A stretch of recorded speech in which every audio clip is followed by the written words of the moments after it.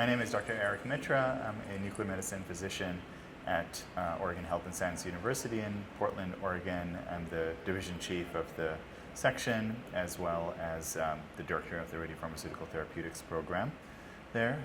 So my work is kind of across the spectrum of nuclear medicine, as it touches various endocrinology-related topics, but my primary focus area is related to neuroendocrine tumors, which was also the topic of my talk here. Neuroendocrine tumors are definitely a rare tumor type. However, the prevalence is quite high because many patients live with this tumor for quite a long time.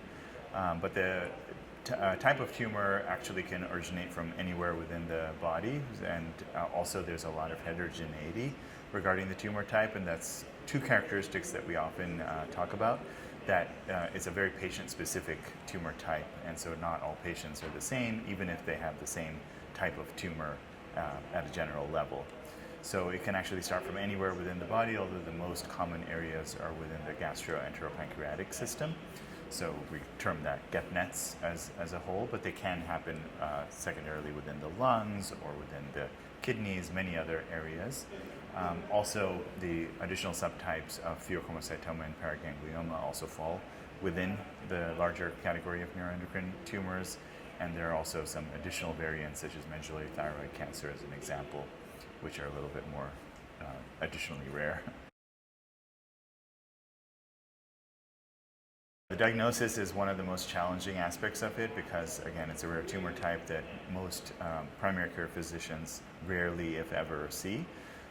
And so it's not on the top of their mind. And second to that is that a lot of the symptoms associated with neuroendocrine tumors are very, very vague, such as abdominal pain, intermittent flushing, diarrhea, things like that, which can be attributed to so many different causes. Not a rare tumor type is certainly not the first thing that most physicians think about. So it's very common for patients to go approximately 3 to 5 years at a minimum before they're diagnosed with neuroendocrine tumor, and in that time, typically the disease progresses, and so it's very common. Upwards of 50% of patients are diagnosed with metastatic disease at their initial presentation. They oftentimes can be very well managed with very straightforward medications and medication regimens early on. And so if it can be diagnosed at that time before it's metastasized, before it's causing a lot of symptoms and a lot of side effects, then you can typically control the disease. If, for instance, it's found before it's metastasized, you can actually resect the primary tumor, and that often leads to essentially a cure, if not a long period of duration before it begins to recur and progress. Whereas if they're found already with widely metastatic disease, which, as I mentioned, is not uncommon, at that point the therapeutic options become much more limited or become more morbid. The side effects associated with the symptoms, with the treatment, as well as with the disease, are much more complicated at that point. Once they are diagnosed, oftentimes by primary care physicians, if not by an oncologist, they should, at that point, definitely be referred to a neuroendocrine specialist. And the neuroendocrine specialist then, as I mentioned, can kind of tailor the treatment to the specifics of that patient, whether it be their specific tumor type and the site of origin, the degree of metastatic disease that they have, the degree of expression of certain characteristics of the tumors that will help guide management. So it's a very nuanced type of treatment algorithm, best handled by a neuroendocrine expert.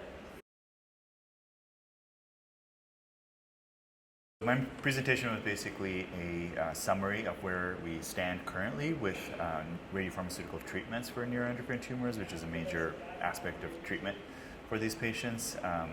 Currently, there's actually one specific therapy that was approved in 2018. So for that treatment type, we do have a fair amount of clinical experience with it to this point. It's been used about 7 years now. But nonetheless, my focus of the talk was actually to mention that although we have this good amount of clinical experience with it, there's actually a lot of research still being done, such that every different aspect of the treatment that we do right now will probably change and evolve in the future for the best, meaning that there's going to be many more different options that we have rather than just the one type of treatment that we do now. I would say the take home is that, again, to really be aware of this tumor type and for the treatment that good treatment that we do have now, which is with the lutetium-177 dotatate. But at the same time, to be aware that there's going to be many changes and progress with this treatment as well, so not to consider it as just sort of a one and done sort of situation.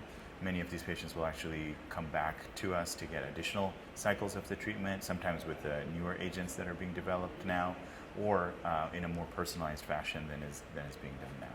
I would just like to, again, kind of highlight how much growth there is. I think a lot of people kind of underestimate this treatment paradigm and the overall overarching field of theranostics. And so I just kind of highlight that there's a tremendous amount of growth going on for all different types of radiopharmaceutical treatments, but inclusive of many different types of neuroendocrine and endocrine diseases. And so just to kind of be aware of some of that is evolving, I think is really going to be game changing in the future.